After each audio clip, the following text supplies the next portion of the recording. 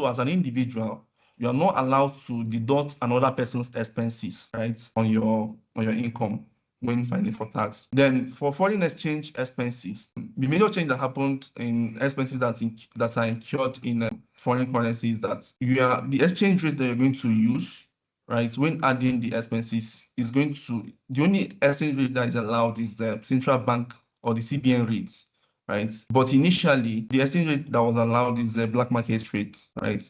Then for capital allowance, the new tax law completely removed initial allowance, right? So, and also changed all the allowances to straight line it's completely changed the allowance that you are going to have in your qualifying capital assets. So in the sense that the only allowance that is allowed is the one that is achieved using the straight line method, right?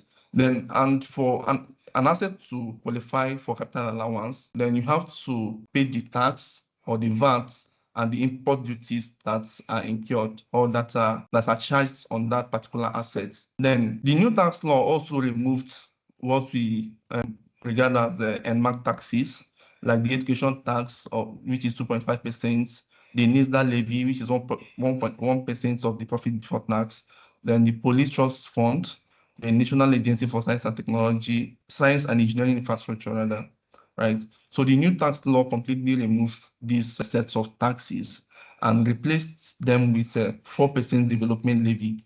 So this 4% development levy is a single levy that's charged on companies to fund national development initiatives such as education, technology and innovation, and other infrastructures, right?